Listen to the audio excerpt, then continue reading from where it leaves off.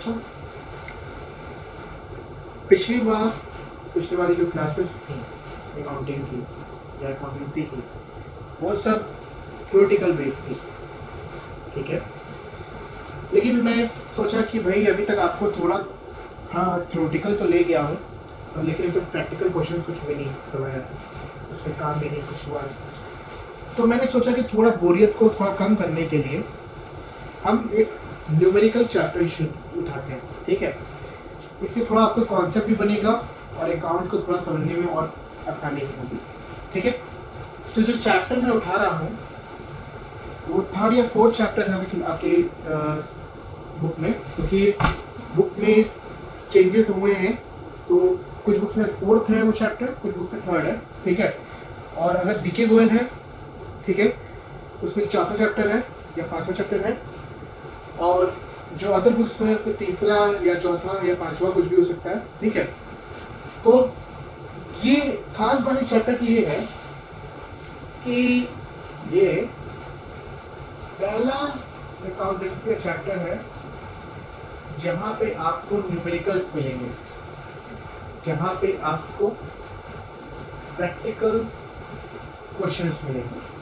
देखिए अकाउंटेंसी 90% आपके न्यूमेरिकल पे डिपेंड करता है, ठीक है। जो भी अकाउंट्स के बारे में पढ़ रहे हैं आप, वो 90% न्यूमेरिकल की बातें हो रही हैं, ठीक है। भले ही थोड़ा सा स्टार्टिंग के चैप्टर्स थ्योरेटिकल है, क्यों ऐसा क्यों है, क्योंकि अभी तक क्लास 10 तक आपने कभी भी अकाउंटेंसी को नहीं पढ़ा है या अकाउंट्स के बारे में कुछ भी नहीं पढ़ा है, जिसकी वजह से आपको थोड़ा सा स्टार्टिंगली ब्रीफली आपको बताया जा रहा है कि आपको पढ़ना क्या है, ठीक है।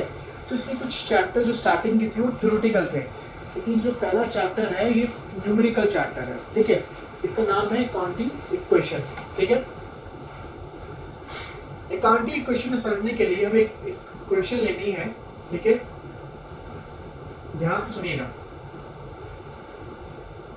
सोर्स ऑफ फंड, ठीक है, सोर्स ऑफ फंड और इक्वल्स टू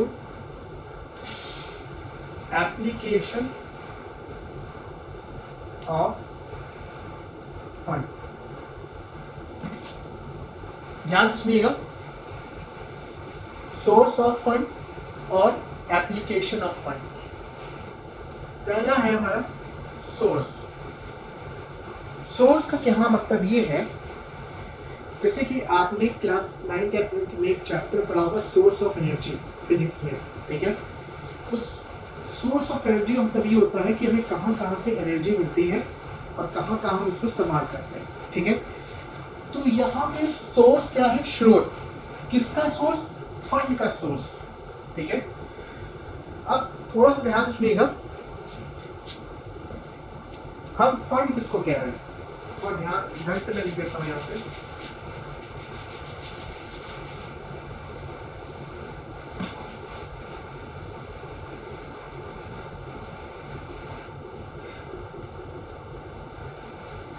ठीक है, सोर्स ऑफ फंड।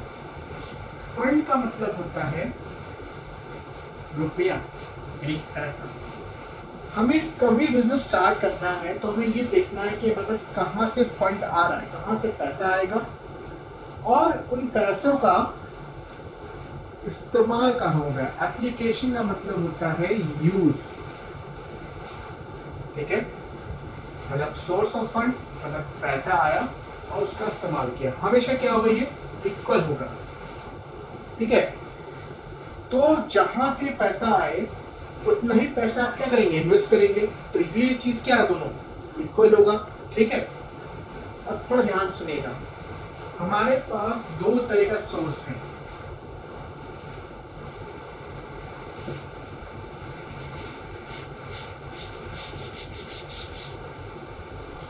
एक है कैपिटल, दूसरा है लायबिलिटीज, ठीक है। दो सोर्स है हमारे, पहला है कैपिटल, दूसरा है लायबिलिटीज। कैपिटल का मतलब होता है वो पैसा, वो अमाउंट जो कि ओनर, यानी कि जो बिजनेसमैन है, ओनर को हम मालिक भी कहते हैं, प्रोप्राइटर भी कहते हैं, ठीक है। तो जो भी प्रोप्राइटर ने अपने बिजनेस में पैसा लगाया उसे क्या कहते हैं? कैपिटल। ठीक है, हिंदी में इसको कहते हैं पूंजी।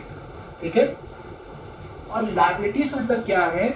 बिजनेस में जो भी पैसा आप किसी बाहरी आदमी से उधार लेते हो वो क्या है? लायबिलिटीज। लायबिलिटीज क्या है? तरह की ऑब्लिगेशन है जो कि आपको पे करनी होती है, आप पे भार है। ठीक है, समझ गए? तो कैपिटल आ गई आपके पास, लायबिलिटीज आ गई, मतलब आपने कुछ पैसा लगाया, कुछ आपने उधार लिया और इससे बिजनेस स्टार्ट किया। बिजनेस कैसे स्टार्ट किया? आप इन पैसों का कहीं ना कहीं इस्तेमाल करोगे। कहाँ करोगे? एक ही चीज में करते हो, वो क्या है? एसेट्स। अब एसेट्स क्या है? थोड़ा ध्यान अच्छे से देखते रहे यहाँ पर।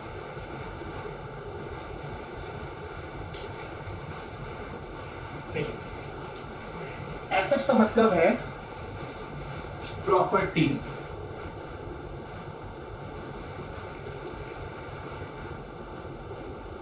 रिसोर्स और राइट। प्रॉपर्टीज से मतलब है कि जब भी कोई बिजनेस स्टार्ट करते हैं तो आपको कुछ जमीन वगैरह चाहिए, या आपको अगर शॉप खोलनी है तो आपको एक दुकान चाहिए, तो वो क्या आपकी प्रॉपर्टीज है। तो एसेट्स वो प्रॉपर्टीज है, ठीक है, जिसके थ्रू आप बिजनेस करते हैं। रिसोर्स को भी कह सकते हैं, वो रिसोर्स जिसके थ्रू आप बिजनेस कर रहे हो वो भी आपकी क्या है? प्रॉपर्टी है। और राइट, जिस चीज पे भी, जिस प्रोडक्ट पे भी आपका राइट है वो क्या है?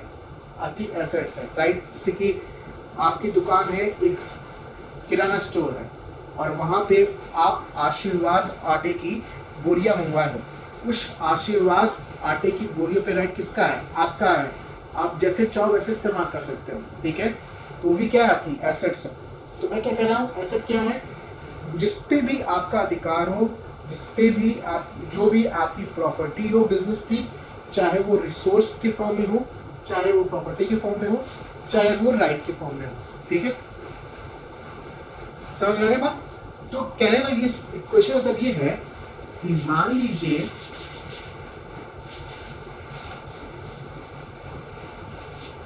क्लीन कर देता हूँ, ये बोर्ड बहुत ही ठंडा हो जाता है।